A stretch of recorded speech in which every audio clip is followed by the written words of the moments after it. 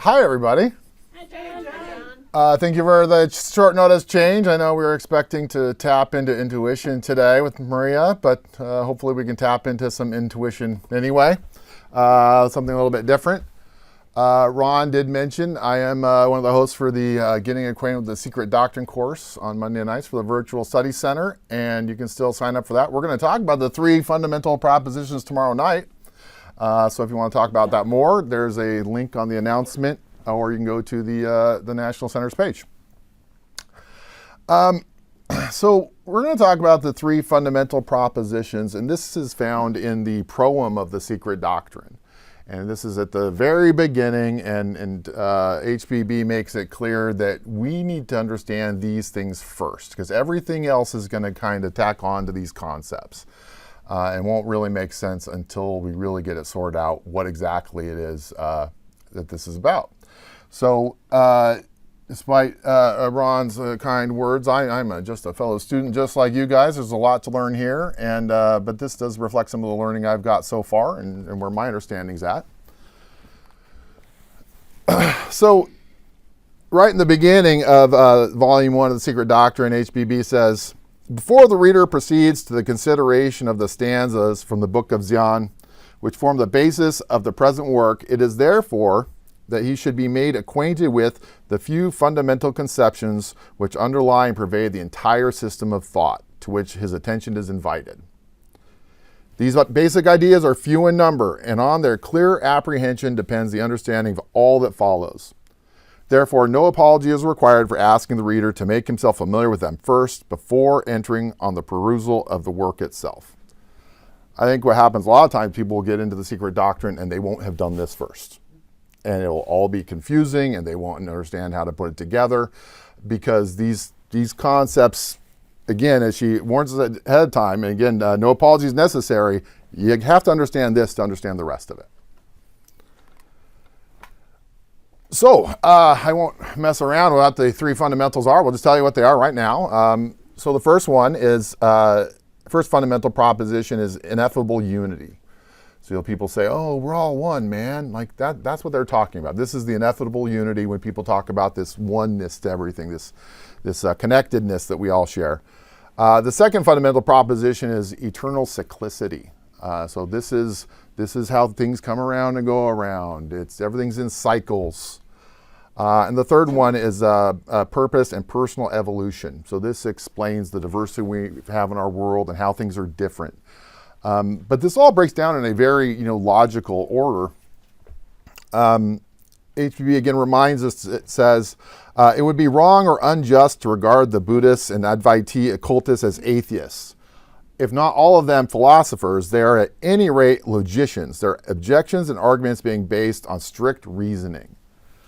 And that's one of the really cool things about this is a reasoned idea. This is going to go through a series of reasons why it is we think this. It's not just on faith. It's not. There's a logical progression that we're going to go through.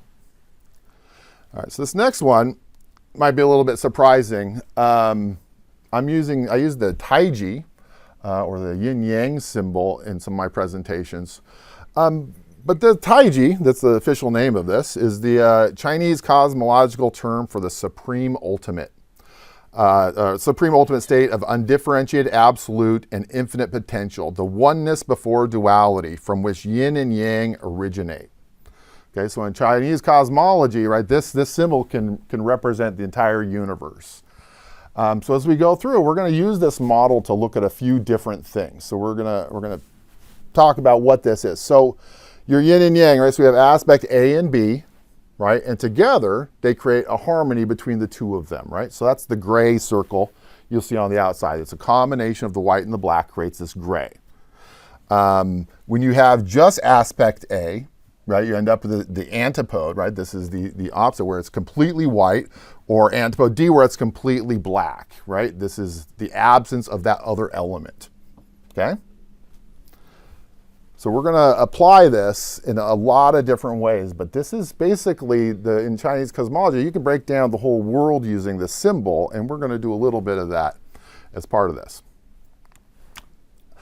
So first, first fundamental proposition. We'll explore this a little bit.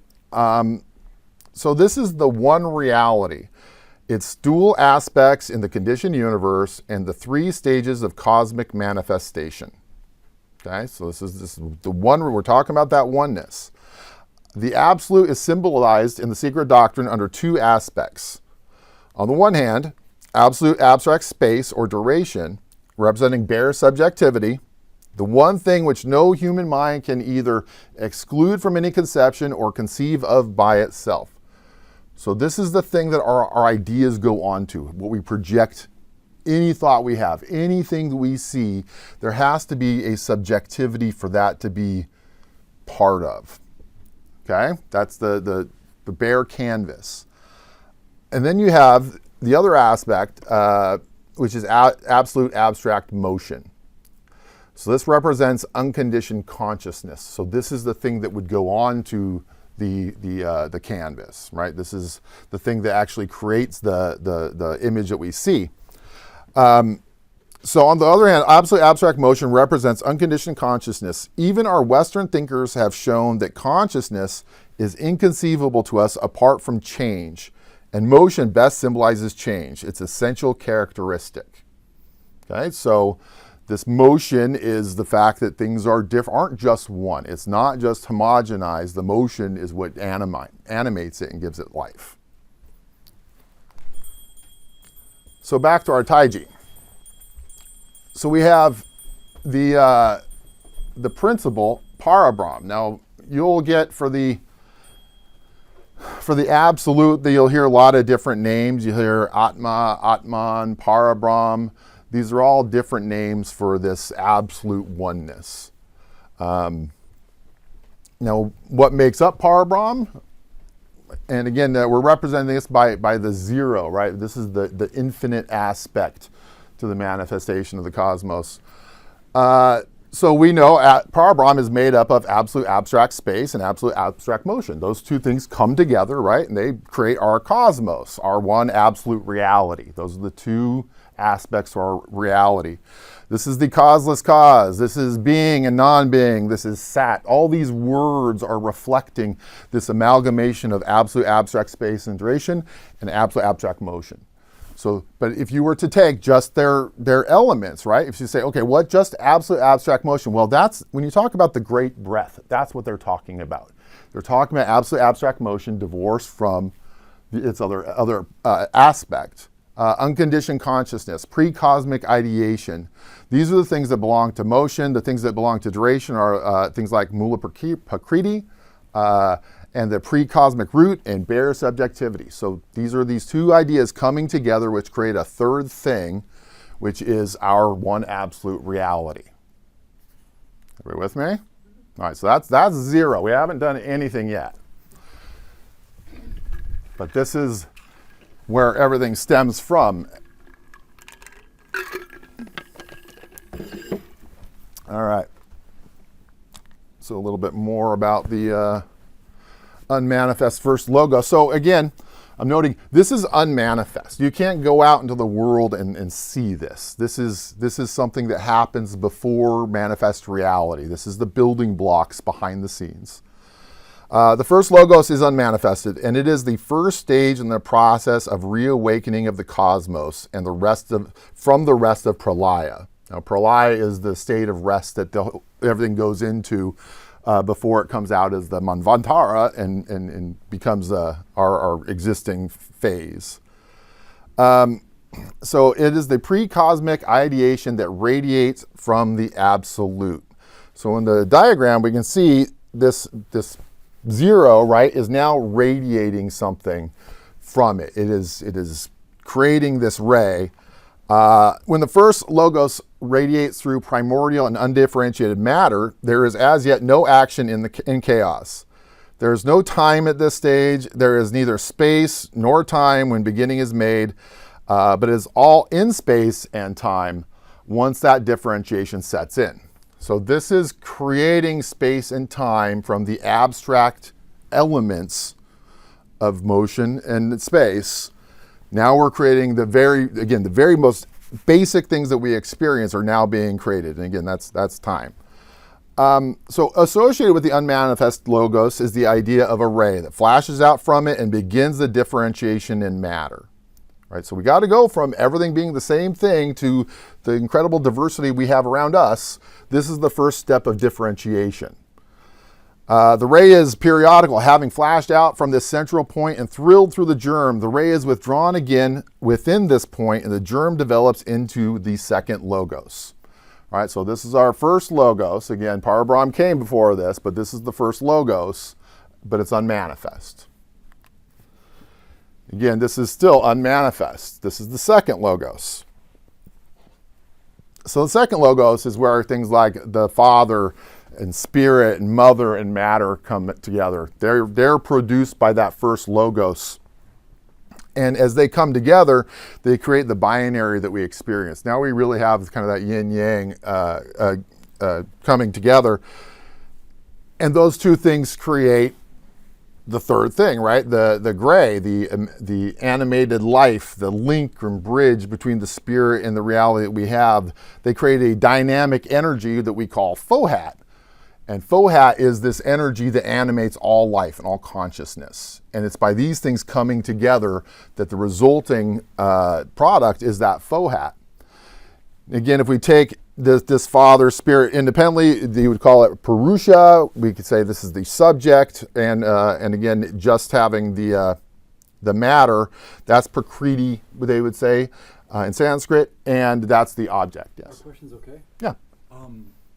Fohat, do you know the etymology or the word elements of where Fohat comes from, or what language it's from? I'm not sure exactly where that comes from. It's a very commonly used in theosophy, and I don't know that it extends beyond theosophy. The others are all Hindu terms so far, but Fohat. And again, you'll find both in theosophy, quite a bit.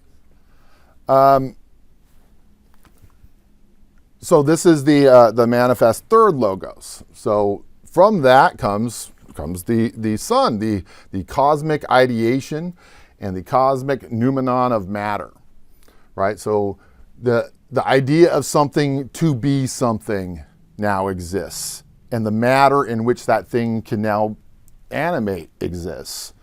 And when they come together, that creates our cosmos. Now we have a physical reality. This is manifest. This is the first time you could go out and look at something in this process, because now we have a manifest cosmos, because these previous steps have led up to this and they've allowed this to happen. So we're talking about, Mahat. So the Mahat is the intelligence, right? So intelligence and Buddhic energy are coming together.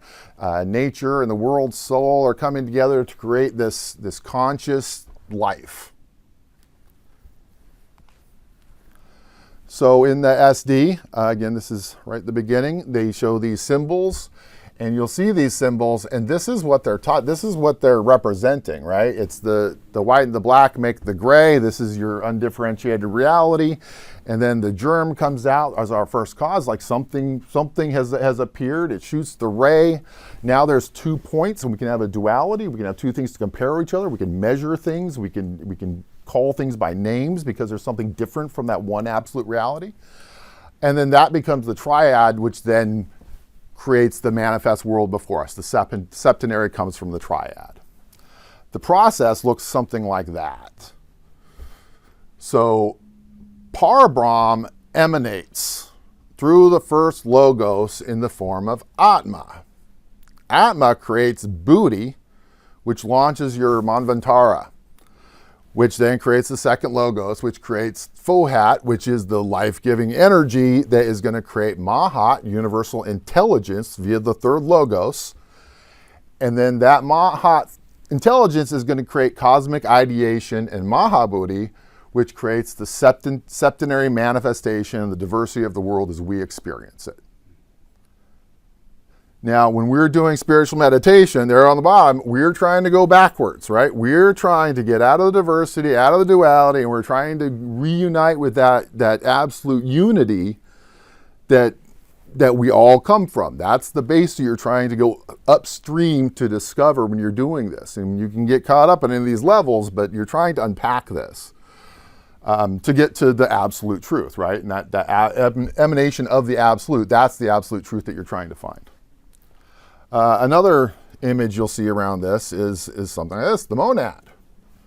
Right? And the monad is these elements put together. Right? It's the absolute into the duality, into the triplicity that creates the septenary projection. And this is basically within all of us, we have all of these elements. This is what constitutes our consciousness, is all of these individual elements being built one upon the other, one process after the other. So I've talked a lot about the septenary, right? Every septenary is 7, and you see all these 7s in theosophy, and it doesn't necessarily make sense why that would be such a good number. For anyone who is not aware of why, this is the septenary principle. So from the 3, you can make 7 different combinations of the 3. And in these different combinations of spirit, matter, and energy, you get the diversity, because everything is going to manifest either primarily spirit or primarily matter or primarily energy or equal of all 3 of these things. But it's going to be weighted in one of those different ways, and our septenary is going to manifest differently depending on the different weights between these 3 constitutional elements. Do you know how this ties into the 7 gods in Game of Thrones? Like a design based on this? I'm not familiar enough with Game of Thrones to opine about that. I do have more 7s coming. Like 7 cosmic principles. So, our first cosmic principle, right? So down there at the 1, we're right in the middle. So this is our first logos.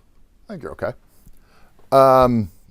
So that's our first cosmic principle. The second one would be the universal ideation, still latent. It refers to as the second or semi-manifested logos. So we have our first logos and the second, then we have our second logos creating that duality.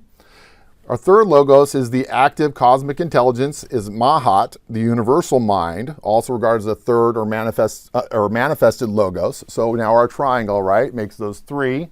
That's our universal mind. That's creating our manifest world. Then we go to 4, is the undifferentiated cosmic energy, is frequently called Fohat, and the source of all kinds of energies in the cosmos. So now that we have that, Fohat is generated.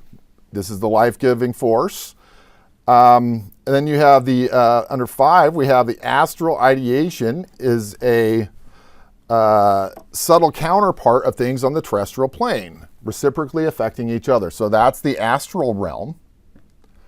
And then we have 6, the life essence or energy refers to universal life or jiva. This is jivic realm. So this is the life that comes through all of us. Again, not the energy, but the life. I'm not going to go into too much detail about the difference there.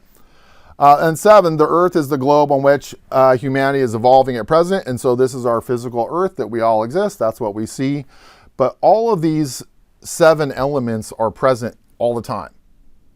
And we just see the physical, but we experience dream states in the astral. We identify with a lot of these different cosmic principles because this is what we're operating in. And these principles are much like the 7 human principles. As above, so it is below. As in heaven, so on earth and man. The microcosm and miniature copy of the macrocosm is the living witness to this universal law, the mode, and its action. So just like before, we've got our Taiji there. So if we have higher Manas and lower Manas, so higher Manas is our higher mind, and lower Manas is our lowest mind. I guess I should be starting at the top. So at the top, we've got Atman. This is the highest, right? This is our crown chakra. This is the very top. And we just can work our way right down these 7 principles from Atman to Buddhi to Prana to our higher mind to our lower mind to our desire state to the astral plane to the physical plane. Just like the 7 cosmic principles, there's 7 principles within all of us we're all operating within. And I think it's been a while since I've read theosophical literature, but I remember the second body being the etheric body. Is this referring to the 7 bodies, or is this different? I don't know the pranic. So in here, Yeah, so in terms of, that might be etheric body, might be another word for that. Again, there's a lot of different names for these things, a lot of different ways people break these down. And I'm sure we've all seen different ways they break down the 7. But this is one of the ways. So the pranic body could be. I think that's probably for the etheric body rather than the astral body. Yeah. It's going to be one or the other. Okay. All right, so that's the first fundamental proposition, right? It's this absolute unity that we're all experiencing, and it goes from the 1 to the 2 to the 3 to the 7, and then that 7 becomes the diversity in the cosmos and within us, and you can get into the 7 rays, and you can get into all kinds of things from there, but that's how you get to the 7. That's the building blocks that lead up to it, and that's one of the very fundamental things in theosophy is, hey, these are all constitute elements that you're going to need to know about, right? The absolute exists, and so does this duality, and so does the septenary. But that's this kind of the structure you're dealing with. All right. The second fundamental proposition, eternal cyclicity. So a lot of us think about history and time like the bar above where it says linear history, right? It goes from the beginning to the end, and you're just somewhere along this line. Many people refer to the cyclical history, right? That everything comes around, goes around, and there's lots of examples of how history repeats itself. Theosophy teaches it's kind of in between the two, right? It's a linear cyclical history because it's an evolutionary history, right? It's doing the same thing, but it's evolving as it goes through these cycles. It's moving, hopefully, in the right direction as it evolves more and more into itself. And so they are the same cycle, but the cycles are all different because there's an evolution that's happened as a result of the previous cycles. So the second assertion of the Secret Doctrine is the absolute universality of that law of periodicity, of flux and reflux, of ebb and flow, which physical science has observed and recorded in all departments of nature, an alteration such as that of day and night, life and death, sleeping and waking is a fact so common, so perfectly universal and without exception, that it is easy to comprehend that in it we see one of the fundamental laws of the universe. And I think it's just really obvious. Like, yeah, ebb and flow. That right. The ocean does that all the time. Day, night, it happens all the time. Life, death happens all the time. These things we experience them every day. This is just what life is. Every day we sleep and wake. The law of periodicity, again, like gravity, doesn't need a lot of supporting documentation because this is what we do every day, right? It's just a question of calling it out as a fundamental law.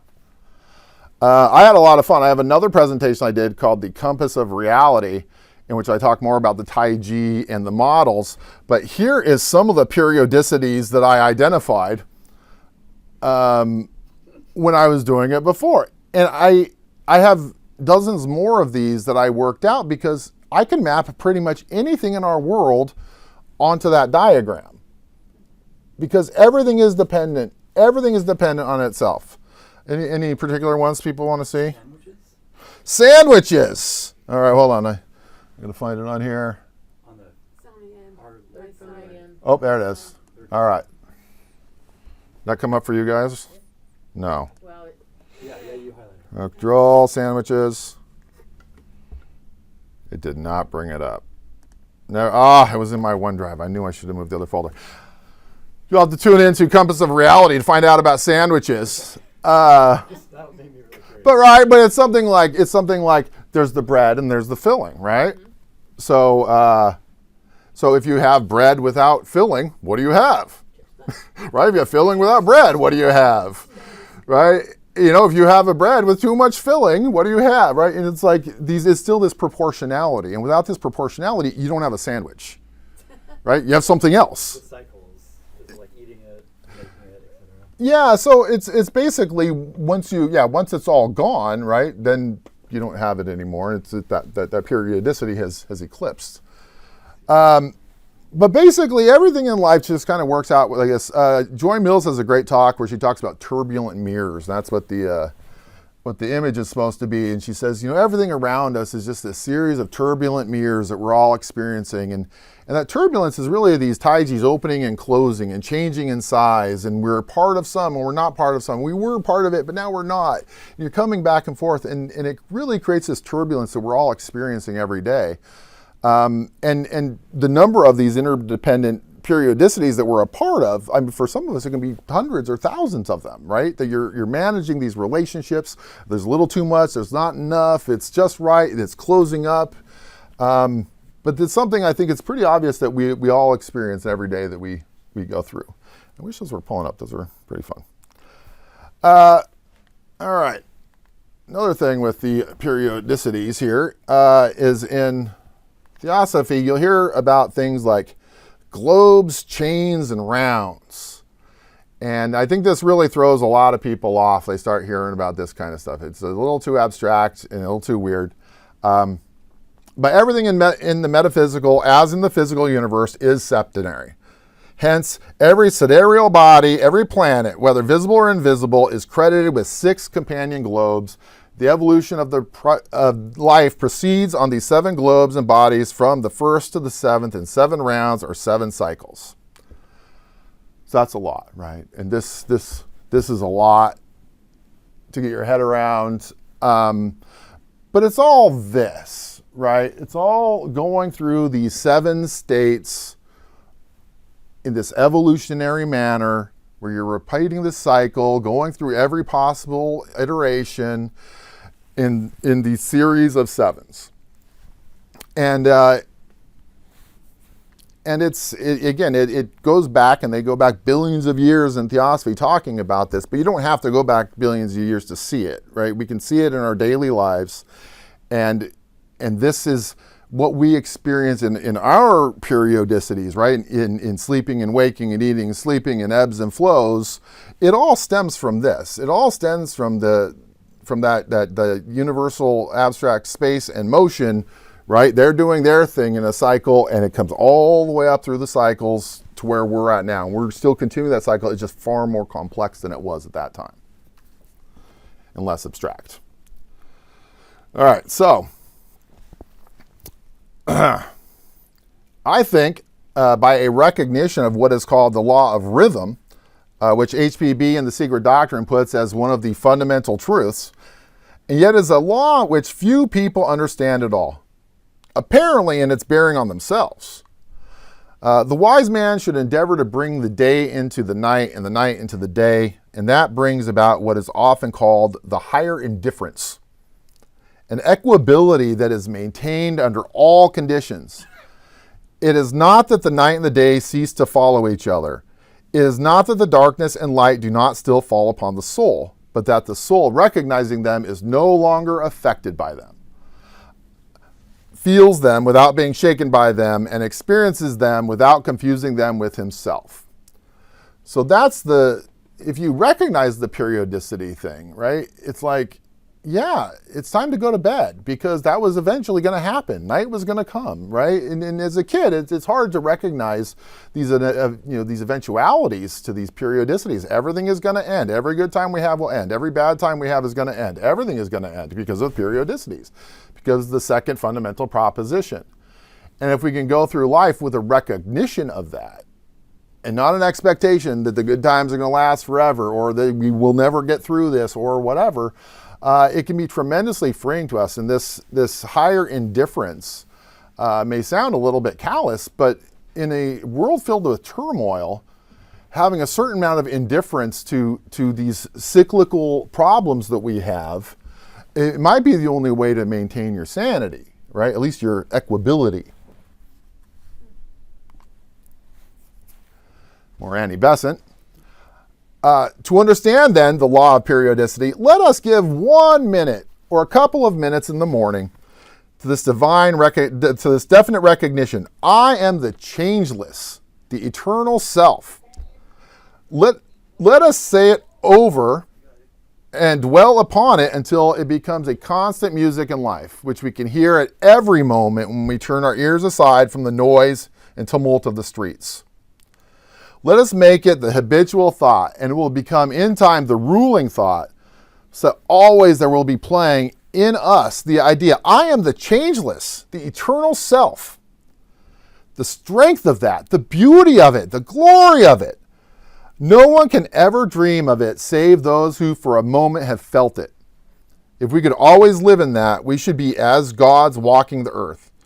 Even glimpses of it seem to bring the peace and the beauty of divinity into our petty and sordid lives. So if we recognize, like, yes, we're having this mortal experience, but we're part of a cycle too. We are not currently spirit, but we will be, and we're in part of this cycle. We are on our way in our evolution, our divine evolution. If we can remember that, you're going to get less frustrated in the drive-through or in traffic, right? You know, it gives you a sense of perspective when you remember that you really are the changeless and the eternal self.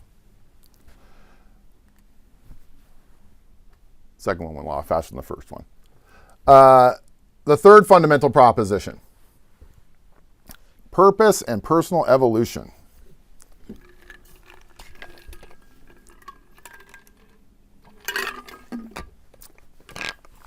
So the fundamental identity of all souls with the universal oversoul, and the obligatory pilgrimage of every soul, a spark of the former through the cycle of incarnation or necessity, in accordance with the cyclic and karmic law.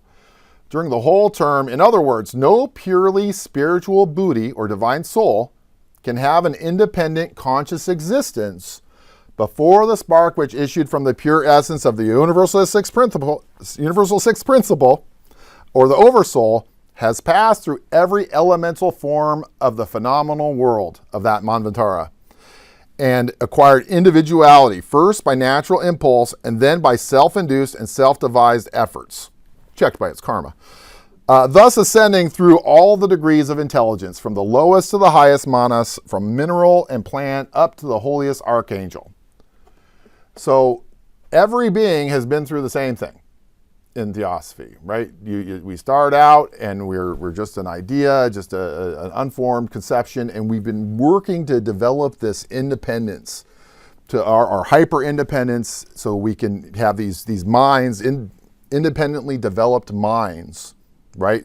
So that we can cycle back into our divine selves, but with this experience that we had, this fully developed, intelligent experience that we've had in this life.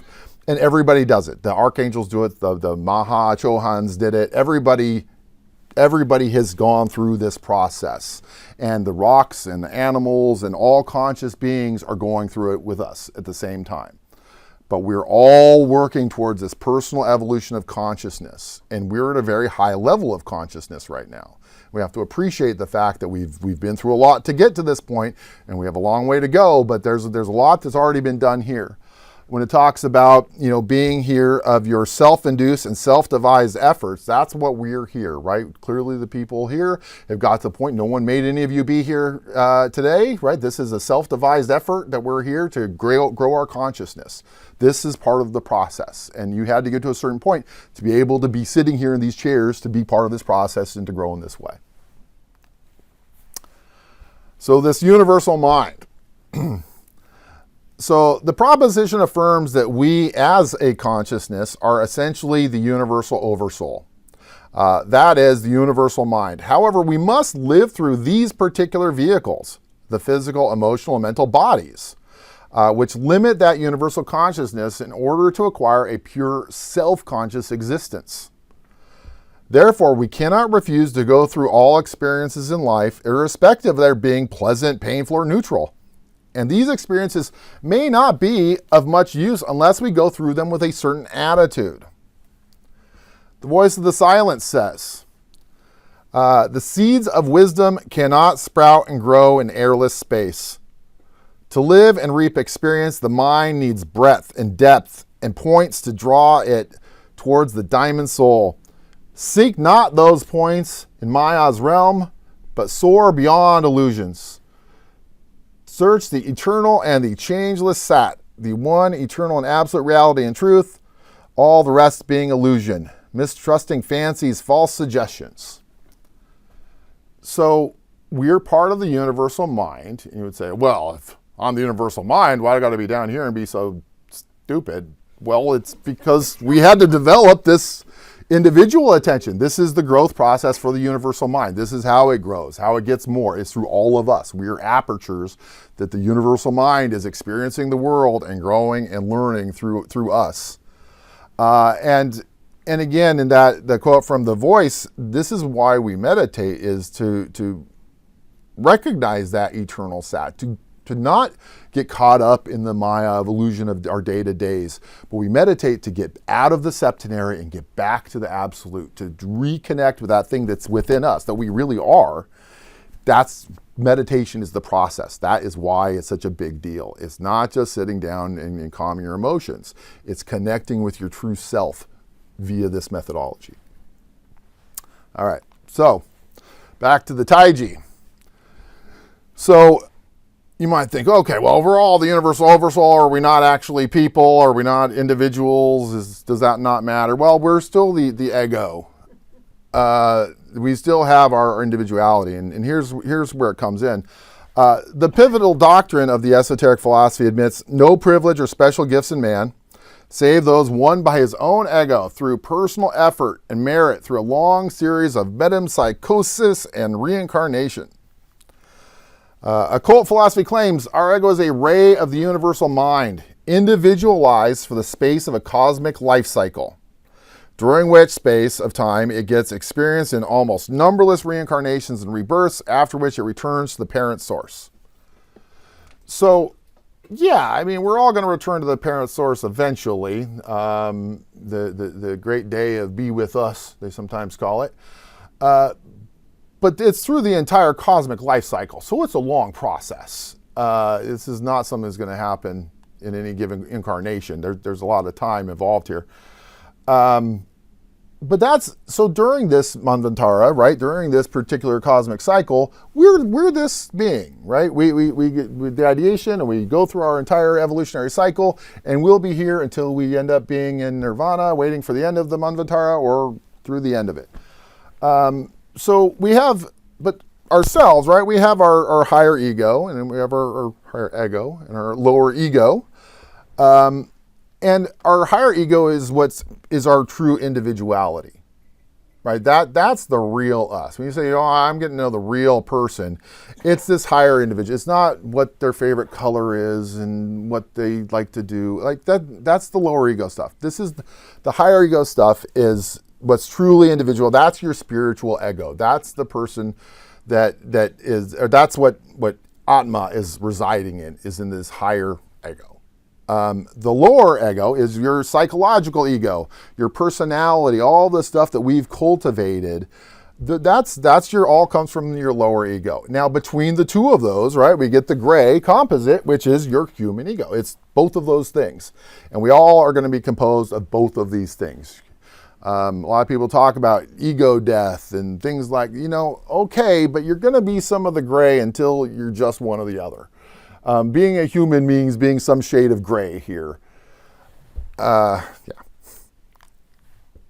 All right. So as part of this evolution is the doctrine of reincarnation and rebirth. So you have your incarnation, and then you have necessity, right? These are the two counterbalancing points. So reincarnation, rebirth. The once universal doctrine, which taught that the ego is born on this earth an innumerable number of times. Nowadays, it is denied by Christians who seem to misunderstand the teachings of their own gospels. Nevertheless, the putting on of the flesh periodically and throughout long cycles by the higher human soul, the buddhimanas, or ego, is taught in the Bible as it is in all other ancient scriptures. And resurrection means only the rebirth of the ego in another form. So, when are we going to stop reincarnating? Well, when there's no more necessity. Right? That's why we do it. Because we need to do it. And we don't need to do it anymore. You won't do it anymore, you'll be in nirvana. But in the meantime, we're all doing this pilgrimage. We're all going through this evolution until we get to the point where we don't need to do that anymore. That's it. And if you can have ego death or whatever, and you can remove the necessity, well, more luck to you. But there's a lot of necessity here because of karma. Karma, I thought this quote was really great. It says, karma is the restoration of the primordial equilibrium disturbed by the action of personal free will. Right? Like the pond was smooth and tranquil, and then we arrived like kasploosh, and sent out all the ripples. Right? Like that has to settle back down again. And every time we throw another rock in the pond, there's more ripples and there's more to settle down. And some people are just throwing rocks constantly and creating more and more karmic effects that have to be resolved. So it says, no adept of the right path will interfere with the just workings of karma. Not even the greatest of yogis can divert the progress of karma or arrest the natural results of actions for more than a short period. And even in that case, these results will only reassert themselves later with even tenfold force. For such is the occult law of karma and the nidanyas. So this is, again, these are the fundamental propositions because these are like laws. This is like gravity. These are cosmic laws that are going to happen. So even if you do get some crazy great CDs and you can do neat stuff, karma is still there. You're only delaying the inevitable. This is something that is not avoidable. Karma is going to happen. It's just what goes up must come down. You make a ripple, you're going to have to settle that out. That just is what it is. I should know what nidanas are. What are the last words? So nidanyas are from Buddhism, and they talk about that 2 years ago when I first did this presentation. I had an answer totally ready. In fact, I had a glossary sheet I gave people out 2 years ago. So it's a Buddhist term. I believe it is. So Atma. So again, at the very beginning, I said that the Advaita cultists and the Buddhists are not atheists. So does that make Atma God? Is that what they're saying? The higher self is Atma, the inseparable ray of the universal one self. It is the God above, more than within us. Right? So that ray shot out from the absolute. And that ray, that's the God, right? And that ray is part of us, right? We can track ourselves back all the way to that very first diagram. So we have that. Again, not within us, but we are that. So this does not mean that each person has his or her own higher self. In reality, there's only one higher self, or there's only one self expressing through every person. Atma, the higher self, is neither your spirit nor mine, but like sunlight shines on all. It is the universally diffused divine principle, and is inseparable from its one and absolute metaspirit, as the sunbeam is inseparable from sunlight. You must never say, my Atma. You have no Atma. This idea is the curse of the world. It has produced this tremendous selfishness, this egotism. We say, we are my Atma, my Buddhi. And that's really, people think that they're individually special. We think that we're individually have something. We're all standing in the sunlight. It's shining on all of us, and that's why everybody is special. Is because we all have Atma within us. We all have that. And if you start saying, well, for my Atma, you think what you want, but my Atma tells me. That's where the universal brotherhood comes from, is like it shines on us all, right? And when we start dividing that up, and we start saying, oh yeah, well he's a Catholic, my Atma says. No, man, the Catholics have Atma too. Everybody has it, right? It doesn't divide that way. And again, in that division is the curse of the world. And the division is not recognizing that everybody has it and splintering people off because we think that it's just us. We think that our group has it special, and that's not the case. Evolution. So modern or so-called exact science holds but to a one-sided physical evolution. prudently avoiding and ignoring the higher and spiritual evolution, which would force our contemporaries to confess the superiority of the ancient philosophers and psychologists over themselves. The ancient sages, ascending to the unknowable, made their starting point from the first manifestation of the unseen, the unavoidable, and from a strict logical reasoning, the necessary creative being, the demiurgos of the universe. Evolution began with them from pure spirit, which descended lower and lower down, assumed at last a visible and comprehensible form, and became matter. Arrived at this point, they speculated in the Darwinian method, but on a far more large and comprehensive basis.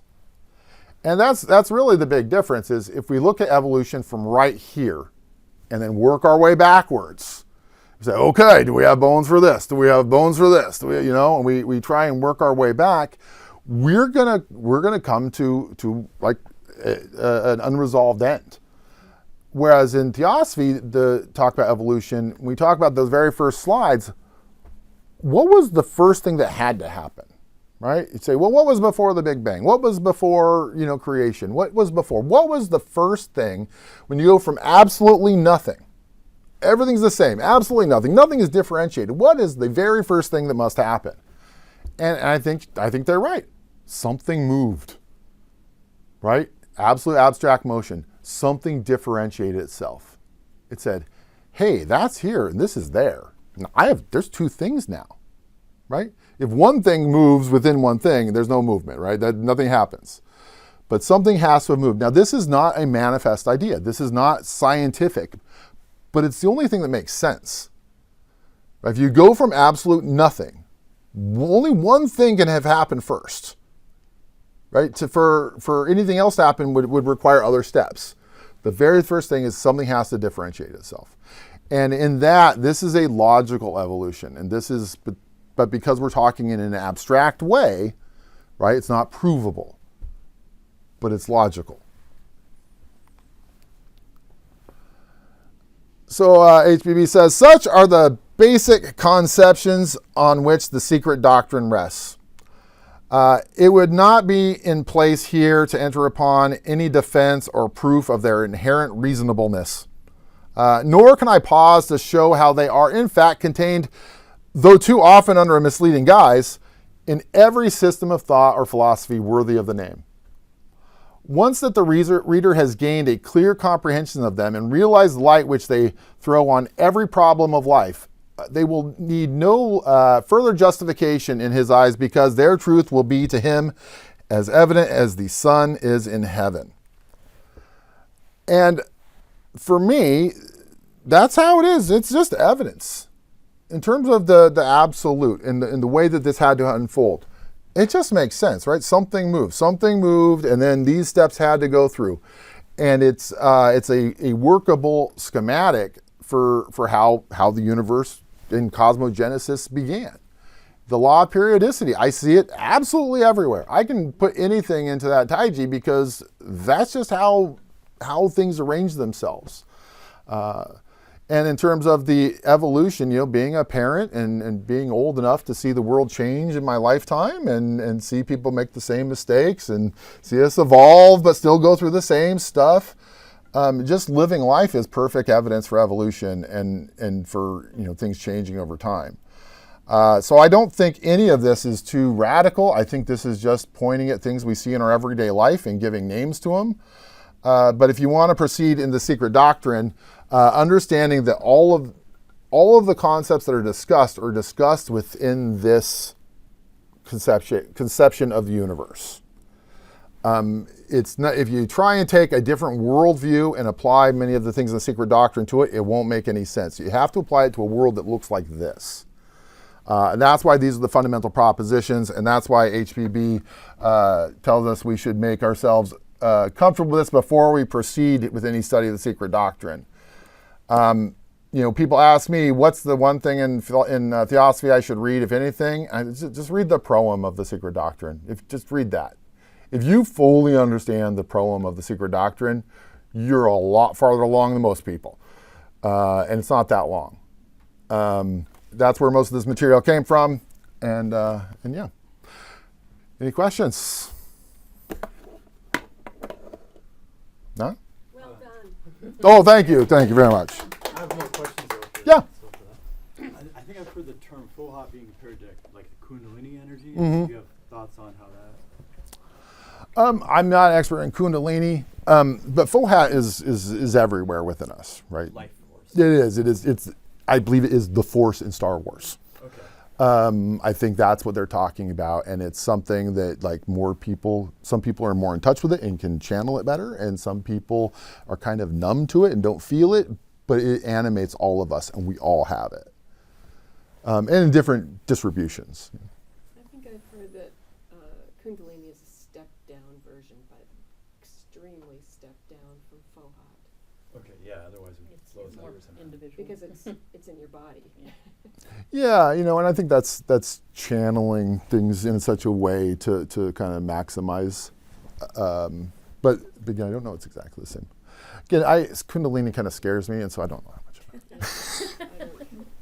I know. It's like working with